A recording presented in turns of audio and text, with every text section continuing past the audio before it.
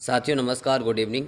जैसे कि साथियों आज आपने देखा होगा कि डीपीआई में जो कि 3 दिन तक कल 20 तारीख से 22 तारीख तक बैठक होनी है। जितने भी शिक्षा विभाग से जुड़े जितने भी प्रकरण हैं, जितने भी जो भर्तियां न्यायालय के अधीन हैं, चाहे वर्ग 1 हो, 2 हो, 3 हो, तो आपने सारी चीज़ें देखी हैं। और भर्ती संबंधी जो भी है उसमें उसको लेके भी चर्चा होनी है।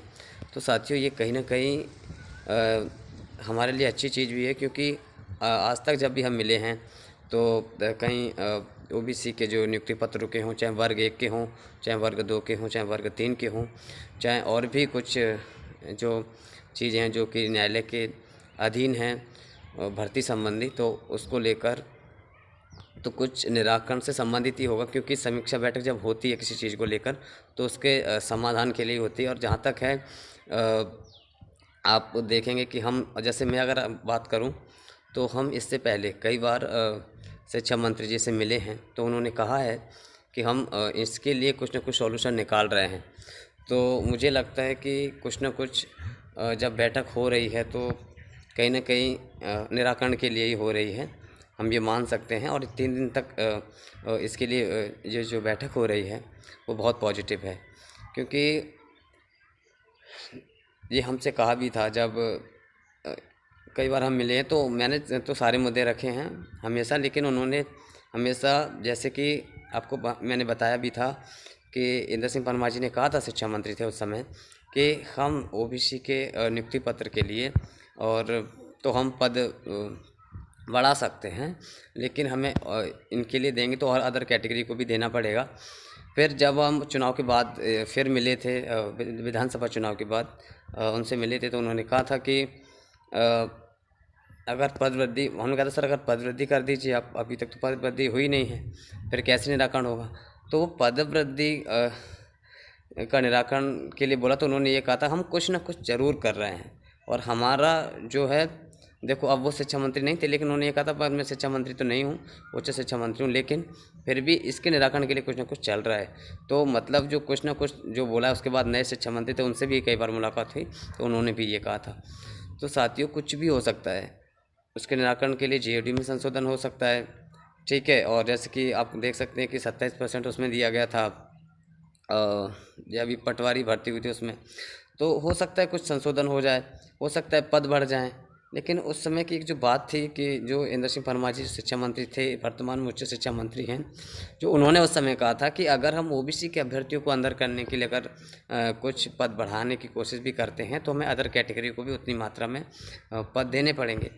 हो सकता है ये भी सोल्यूशन हो सकता है, लेकिन कुछ भी हो, कुछ ना कुछ तो चल रहा है। तो मतलब कहीं ना कहीं हमारा जो है एक तरीके से जो भी हम आज तक जो भी संघर्ष करते रहे हैं, जो भी बार बार मिलते रहे हैं, डीपीआई में हो, चाहे ट्राइबल में हो, और चाहे हम शिक्षा मंत्री जी से मिलते हों, चाहे डिप्टी सीएम से मिलते हों, और जितनी बार भी हमने मुलाकात की, हमेशा कहा है कि निराकरण कुछ ना कुछ हो। तो ज़रूर भर्ती से संबंधित जो भी चीज़ है उसका सॉल्यूशन ज़रूर निकलेगा कुछ ना कुछ, और हम अभी प्रयासरत ज़रूर हैं। और जैसे कि मैंने आपको बताया था इससे पहले कि हम ट्राइबल में भी गए, तो वहाँ भी न्यायालय से संबंधित जो भी भर्ती संबंधी जो भी प्रकरण हैं या जो भी चीज़ें हैं, तो उस पर निरंतर बैठक होती हैं। तो ऐसा हमें लगता है कि हमारी जो बात है वहाँ तक नहीं गई है, या हमारी जो याचिकाएँ लगी हैं उसकी वहाँ पे उनको अपडेट नहीं रहती, तो विभाग को सारा कुछ पता रहता है। और सारी चीज़ें क्योंकि ऑलरेडी केवीएट लगी हुई है, बिना एक किसी की याचिका नहीं लग सकती जब तक विभाग को अवगत नहीं हो जाता। तो हमें लग रहा है कि भर्ती से संबंधित वर्ग 1, 2, 3 के जितने भी, चाहे ओबीसी के मैटर हों, चाहे ईडब्ल्यूएस के मैटर हों, सभी पे कुछ ना कुछ चल रहा है। और ज़रूर हमें कुछ जैसे ही आचार संहिता ख़त्म होती है उसके बाद कुछ ना कुछ पॉजिटिव मिलेगा। बाकी उसके बाद भी हम सब संघर्ष करेंगे, तो ज़रूर कुछ ना कुछ हासिल हो जाएगा। तो मैं तो कह रहा हूँ कि जो इस समय जो एक मैटर है बहुत बड़ा, वर्ग 1 के लिए, 2 के लिए, 3 के लिए, वो जो जैसे कि अतिरिक्त सूची वाले वर्ग 1 में हैं कुछ, और वर्ग 1 के कुछ देखो उसमें क्या है, कुछ सब्जेक्टों में तो 27% दे दिया है, कुछ में 4-5 सब्जेक्ट में उसमें 14 ही दिया है।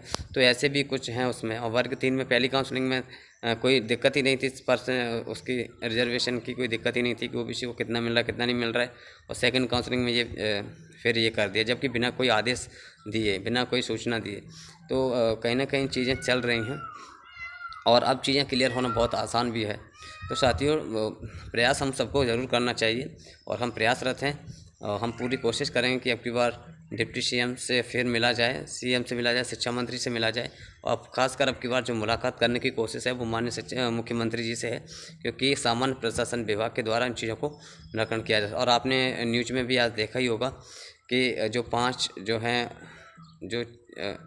जो कुछ उसमें दिए गए हैं, 5 जो कुछ हैं उसमें जो इनका निराकरण होना है वो चुनाव बाद हो जाएगा। उसमें 13% का भी उसमें जिक्र किया गया है। तो ये हमें जो 13% है ये हमें पदवृद्धि भी दिला सकता है, हम सभी कैटेगरियों को फ़ायदा भी दिला सकता है और बाकी सॉल्यूशन निकल पा सकता है। तो हमें पूरा जोर लगाना है, पूरी दम लगानी है, प्रयास करना है और कोशिश करनी है। ठीक है साथियों, तो मेरा तो कहने का मतलब यही है कि पूरी तरीके से आप जागरूक रहो, अपने स्तर पे ज़रूर प्रयास करते रहो। अगर मैं भी कर रहा हूँ तो पूरी दम लगा के पूरी कोशिश में हूँ और मैं जो भी होगा मैं पूरा प्रयास करूँगा। और मेरा तो मतलब ये है कि अब एक बार माननीय सीएम महोदय से मिला जाए, शिक्षा मंत्री जी से भी चुनाव के बाद उन्होंने कहा था कि अब चुनाव के बाद मिलना, आचार संहिता के बाद हम ज़रूर मिलेंगे। और माननीय डिप्टी सीएम से तो हम अभी मिले ही हैं, फिर और मिलेंगे। तो अब माननीय मुख्यमंत्री जी से मिलना हमें चाहिए, ज़रूर मिलना चाहिए। मैं तो कह रहा हूँ सबको अपने स्तर पे ज़रूर प्रयास करना चाहिए, क्योंकि जब सभी साथी अपने स्तर पर प्रयास करेंगे तो उसका एक अलग ही रहता है कि उनको लगता है कि पूरे मध्य प्रदेश में अभ्यर्थी एक्चुअल में जागरूक हैं और सब निरंतर अलग अलग रूप से और अलग अलग माध्यम से अलग अलग जगह पर हमको अवगत करा रहे हैं ये चीज़ें। तो उसका ज़रूर पॉजिटिव रिस्पॉन्स रहता है और पॉजिटिव प्रभाव पड़ता है। ठीक है साथियों, मेरा तो कहने का मतलब यही है, ये अंतिम मौका है जून का, उसके बाद मुझे नहीं लगता कि कुछ हो सकता है। तो आप भी देखो, सरकार तो अपने स्तर पे लगी ही है, उन्होंने कहा भी है कि हम कुछ ना कुछ सॉल्यूशन निकाल रहे हैं, तो वो सॉल्यूशन अपनी तरफ से निकाल रहे हैं और अपनी तरफ से आवाज़ उठाते रहो। मैं कह रहा हूँ सॉल्यूशन निकल जाएगा, कुछ भी हो सकता है। जीएडी के ऑर्डर में संशोधन हो सकता है और उसके साथ पदवृद्धि भी हो सकती है, सभी कैटेगरी को फ़ायदा भी हो सकता है। लेकिन पदवृद्धि से ये क्लियर नहीं होगा, मैं आपको बार बार बोल रहा हूँ, इस भ्रांति को मन से निकाल दीजिए। पदवृद्धि की मांग उठाने से ओबीसी होल्ड क्लियर नहीं होगा, ना वेटिंग कुछ क्लियर नहीं होगा। लेकिन ओबीसी होल्ड को न्याय दिलाने के लिए जो चॉइस फिलिंग करा चुके हैं उनके न्याय के लिए पदवृद्धि हो सकती है। लेकिन संभावनाएं क्या हैं क्या नहीं, इसमें कुछ नहीं कह सकता, लेकिन हम कोशिश ज़रूर कर सकते हैं। तो मैं तो सभी से कहूँगा कि आप कोशिश करिए, हार बिल्कुल मत मानिए। कुछ साथी क्या है, ओबीसी होल्ड वाले डिमोटिवेट हो रहे हैं कि अब कुछ नहीं हो सकता ये, तो आपको हार नहीं मानना। मैं विश्वास दिलाता हूँ गारंटी के साथ कि आप संघर्ष करते रहो। सरकार जिस तरीके से आपके लिए सोचेगी, ज़रूर सोचेगी, क्योंकि उसने कहा भी है। इतनी बार मैं गया हूँ ना, मैंने तो लेटर तक लिखवाए हैं भाई, जिसने चॉइस फिलिंग करा चुके हैं और ओबीसी के लेटर भी लिखवाए हैं, मैंने सभी को लेकर लेटर लिखवाए हैं। लेकिन ओबीसी के जब लेटर लिखवाए तो वहाँ से रिस्पांस मिला है कि हम कुछ ना कुछ ज़रूर कर रहे हैं, मतलब। और बैठक भी हो रही है भर्ती से संबंधित। तो सबसे ज़्यादा जो हाईलाइट इस समय जो चल रहा है वो यही चल रहा है, ओबीसी होल्ड का। ठीक है, तो इसके निराकरण के लिए कुछ भी हो सकता है।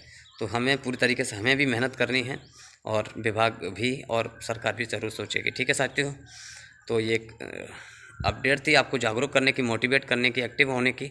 आप सब एक्टिव हो जाइए, 1 महीना मेहनत कर लीजिए बस। ठीक है, जो वर्ग 3 में है। ठीक है साथियों, धन्यवाद।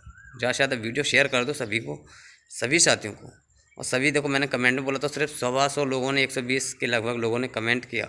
मुझे पता है 120 ने कमेंट किया, उसमें सिर्फ 30 लोग ही ऐसे रहेंगे जो आ जा सकते हैं। जब लास्ट टाइम आएगा सिर्फ 20 लोग ही आ पाएंगे। तो ज़्यादा से ज़्यादा कमेंट करो और पूरी तरीके से एक्टिव तरीके से लिखो कि हम तन मन धन से पूरी तरीके से तैयार हैं। जब हमारी बारी आएगी, हम जब आप कहोगे, जहाँ कहोगे, हम आ जाएंगे। ठीक है, क्योंकि मैं भी आपको कभी भी अवगत करा सकता हूँ वीडियो के माध्यम से कि आपको यहाँ आना है, इस तारीख को आना है, इस डेट को। मैं 1-2 दिन पहले ही बताऊँगा, इससे ज़्यादा पहले नहीं बता पाऊँगा। ठीक है, तो आपको सबको एक्टिव रहना है। 1-2 दिन पहले जब भी मैं आपको बताऊँ, आप तैयार रहें और उस डेट को ज़रूर आएँ। ठीक है साथियों, बाकी जो भी अपडेट होती है मैं आपको रोज़ बता ही देता हूँ। ठीक है, तो आप बिल्कुल एक्टिव रहिए, कहने का मतलब मेरा ये है। ठीक है साथियों, धन्यवाद।